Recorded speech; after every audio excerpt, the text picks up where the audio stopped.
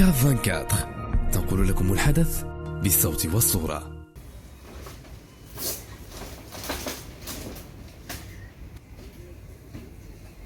الناس اللي خدامين في القطاع السياحي اخيرا سمعنا بان قطاع المطاعم استثناوه من الدعم. احنا ما محلنا في هذا الدعم. الناس استفدت، الناس قالوا ارباب الفنادق والناس قطاعات السياحيه، منهم النقل السياحي، منهم الناس المرشدين السياحيين، منهم الا المطاعم قصوهم. شنو السبب؟ حنا نسائل الدوله ما محل. 25 سنه انا عامل في هذا القطاع، 25 في هذا القطاع يحتضر بمعنى الكلمه. القطاع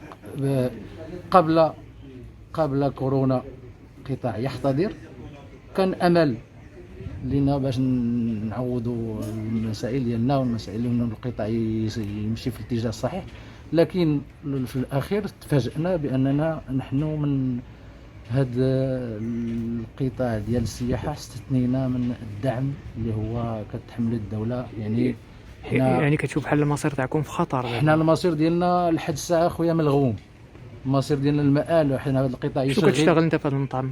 انا كنادل نادل في هذا المطعم ومنذ سنوات، منذ 25 سنه كما قلت لك. لكن هذا القطاع يحتضر بمعنى الكلمه، القطاع يحتضر، لكن الدولة أين هو الدعم اللي صرحت به ولا اللي غادي تاخذه ولا القرار ديالو؟ حنا لحد الساعة ما نعرفوش المصير ديالنا فين. حنا عندنا أسر، عندنا التزامات، يعني اشنو هذه الالتزامات ضرورية؟ يعني الكراء، الضروريات اللازمة، يعني حقك في الهاتف، حقك في الانترنت، حقك في هذا. حنا هاد الناس فقدوا الشغل ديالهم، وهاد الناس سدوا المحلات ديالهم. اشنو المصير ديالنا حنا في هذا القطاع ديالنا ديال المطاعم خرج من هذا البروغرام ديال الدعم. حنا كنهضروا على الشغيله ديالنا، ما كنهضروش علينا حنا الاولين. حنا غرقنا، حنا درنا لي كريدي، حنا ما عندناش اشكال نقدروا نقولوا، ولكن الشغيله اللي ما عندهاش الدعم، هذيك 2000 درهم اللي كيتسناو فيها، حنا بغينا نعرفوا علاش خرجونا اقصاء ديالنا. داروا لي زوتوليي، داروا لي زاجونس توريستيك، داروا لو ترونسبور توريستيك، داروا لي غيد. حنا معاهم، ما كاين حتى شي غير كلشي بغينا حتى هو يكون عنده الدعم. ولكن علاش الاقصاء ديال لي ريستوراسيون اللي كتخدم واحد الالاف على الصعيد المحلي؟ شحال تقريبا مطعم هنا في الصويره؟ كاينه تقريبا 300 الا ضربتيها في كاين لي ريستورون الصغيره والمتوسطه والكبيره. الصغيره راه على الاقل الواحد عنده 5، المتوسطه 10 15، والكبيره راه فيها 35 40 زيد. الا شنا حنايا هاد الظروف اللي كاينه بحال هكا، راه لاخر الشهر غنسدو، راه ما عندنا باش نواجهوا هادشي اللي كاين. الله يجازيكم بخير. انا تنقرا لكم دركا واحد ليكري درتو، سي سكون بو ابلي ان كو دو غول. تنقول فيه: suite à la publication jeudi 6 8 2020 en fin de journée concernant le contrat programme pour la relance du secteur du tourisme en accord avec les différentes parties de ce secteur et la CNSS pour le versement de 2000 dirhams. Il semblerait que les restaurateurs aient été complètement mis à l'écart et ne feraient pas partie du secteur du tourisme au Maroc et de ce contrat programme. L'avenir de plusieurs établissements ainsi que leur personnel est en grand danger. En effet, après avoir été imposés à seulement 50% de leur capacité pour une réouverture, les voilà maintenant écartés d'un contrat programme qui pouvait leur permettre de continuer à rester ouverts. Sans cette indemnité, beaucoup d'entre eux vont devoir fermer et se déclarer en faillite et cessation d'exercer immédiatement. Et que va-t-il arriver à tout leur personnel une fois ces établissements fermés? Le fameux contrat programme a bien voulu inclure d'autres acteurs et nous n'avons absolument rien contre eux, sur les guides par exemple qui pourront en bénéficier. Mais quid et qu'en est-il des restaurateurs et de la valeur ajoutée en taxes, impôts, CNSS, masse salariale et j'en passe, qu'ils payent tout au long de l'année? Si notre ministère du Tourisme veut nous encourager, ce n'est certes pas de cette manière.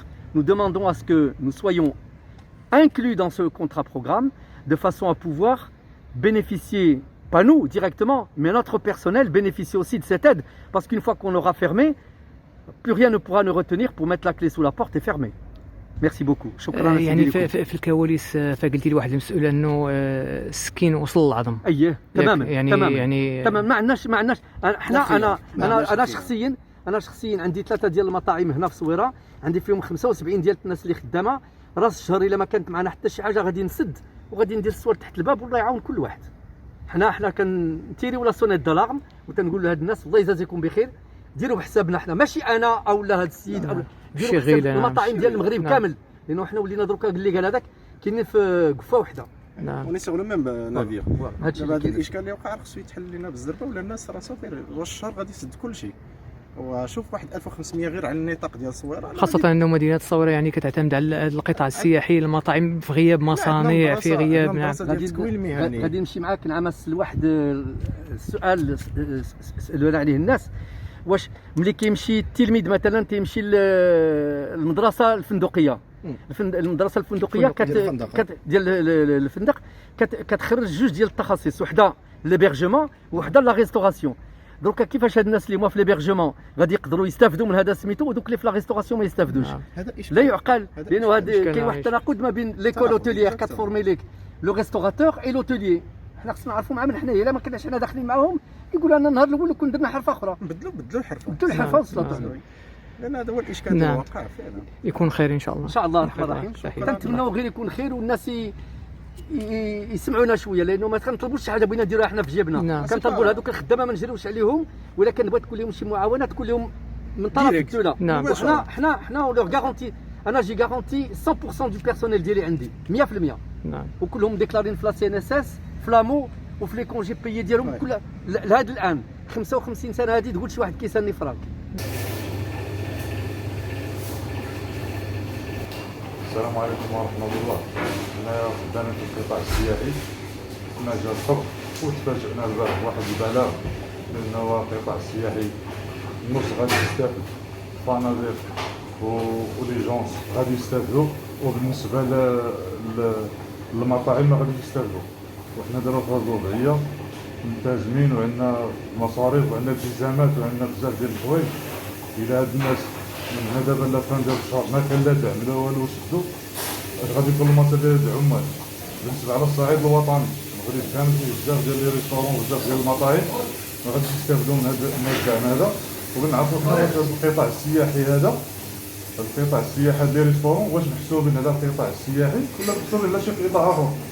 الا كانوا محسوبين على القطاع السياحي نعرفوا حنا بوصلنا فين كاينين، الا كانوا محسوبين على شي قطاع اخر نعرفوا لا ما نمشيو نشوفوا شي خدمه اخرى ولا نديروا شي حاجه. الا حنا غادي الدعم الا ما توصلش الناس كاملين ديال المغرب، المجال المغرب كامل راه كاين ازيد من بزاف ديال العمال اللي غادي يضروا، وغادي تكون واحد الكارثه بالنسبه للقطاع السياحي، بالنسبه للناس اللي خدامين في المطاعم. لأنه عندنا التزامات وعندنا وليداتنا وعندنا كريدي وعندنا بزاف ديال الحوايج. حنا مستمرين، وانما من هنا لفان ديال الشهر الا ما هاد الناس هاد ارباب المطاعم ما تدعموش راه غادي يسدوا، وملي غادي يسدوا من واحد المصير ديالنا حنا كاملين غادي يبقى داكشي متعلق. انه هاد اللجنه الانتقاليه خاصها تشوف بعين الاعتبار هاد القطاع هذا. الا كان السياحه نعرفوه، الا كان محسوب على شي قطاع اخر نشوفوا ما نديروا سميتو عليه. حنا راه مضرورين بزاف هاد البلاغ هذا.